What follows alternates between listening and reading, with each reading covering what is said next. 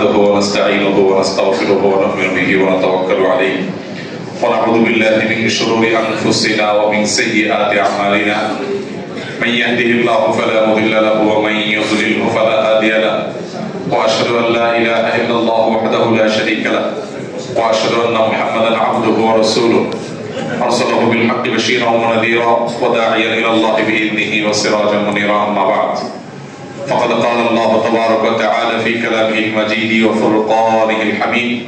أعوذ بالله من الشيطان الرجيم بسم الله الرحمن الرحيم يا أيها الناس اتقوا ربكم الذي خلقكم من نفس واحدة وخلق منها زوجها وبث منهما رجالا كثيرا ونساء واتقوا الله الذي تساءلون به والأرحام إن الله كان عليكم رقيبا وقال تبارك وتعالى يا أيها الذين آمنوا ادخلوا في السلم كافة ولا تموتن إلا وأنتم مسلمون وقال تبارك وتعالى يا أيها الذين آمنوا اتقوا الله حق تقاته ولا تموتن إلا وأنتم مسلمون وقال النبي صلى الله عليه وسلم النكاح من سنتي فمن رغب عن سنتي فليس مني وقال عليه الصلاة والسلام يا معشر الشباب من استطاع منكم الباءة فليتزوج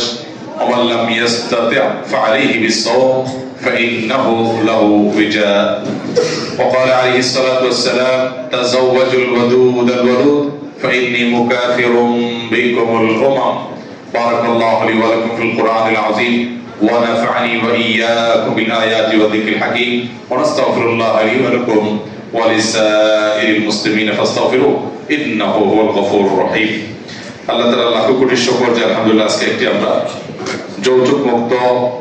একটি সুন্নাহ সম্মত বিবাহের আকদ এখানে অনুষ্ঠান করতে যাচ্ছি এবং ছেলে পক্ষ পরিষ্কারভাবে এতগুলো মানুষের উপস্থিতিতে জানিয়েছেন আল্লাহর ঘরে বসে জানিয়েছে যে তারা কোনো কিছু মেয়ে পক্ষ থেকে আশা করেন না এমনকি খুশি মনে ইশারা ইঙ্গিতে এরকম কোনো ছল ছাতুরির আশ্রয় নিয়েও কোনো কিছু তারা আশা করেন না আল্লাহ তাদের এই নেক নিয়তকে কবুল করুন আমিন এবং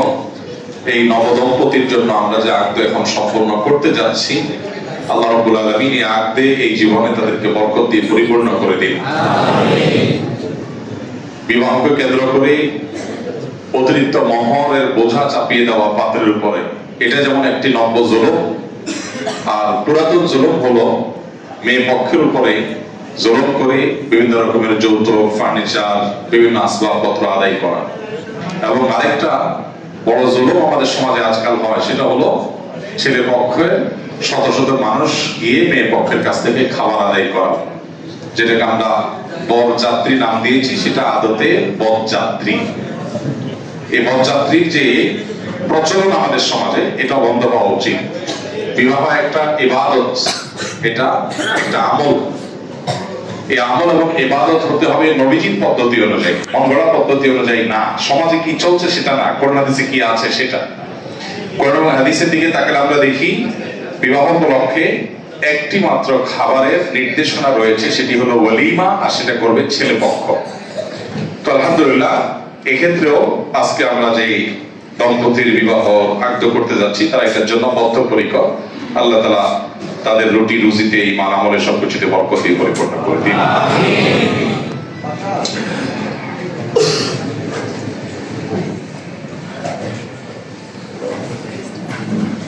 পাত্রের নাম কি জানো আজর রহমান আর বাবার নাম মিজানুর রহমান আর পাত্রীর নাম শোভা আক্তার আচ্ছা আপনি আমার সাথে বলেন আপনার কি নাম সাখাওয়াত হোসেন বলেন আমি মোহাম্মদ সাখাওয়াত হোসেন আমার কন্যা শোভা আক্তারকে আপনি কি সেরা দেন আপনার নিকট 2 লক্ষ টাকা মহারণার বিনিময়ে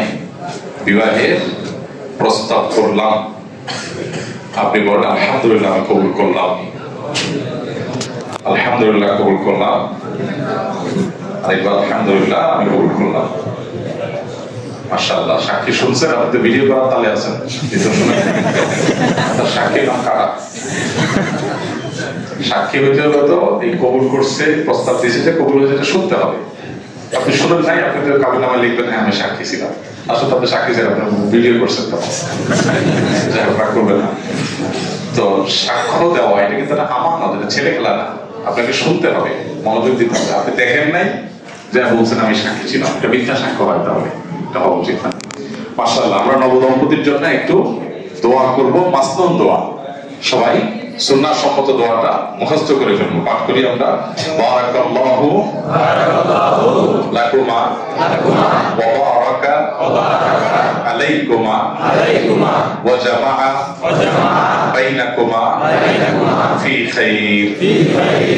এর অর্থ হলো, হে নবদম্পতি, তোমাদের উভয়ের প্রতি আল্লাহ তাআলা বরকত নাযিল করুন, তোমাদের উপরে বরকত দিন, তোমাদেরকে বরকত দান করুন, এবং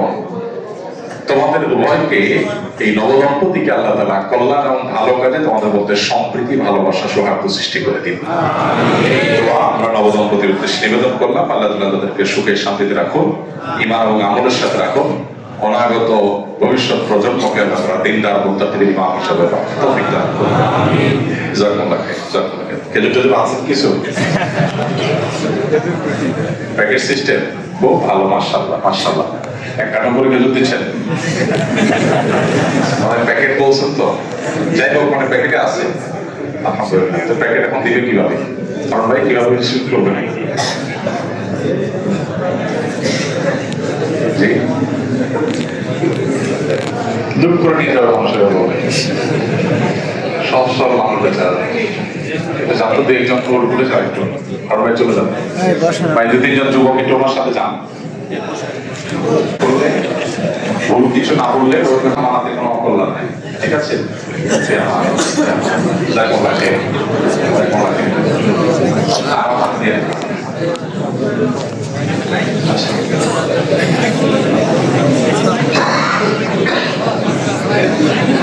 শৃঙ্খলার সাথে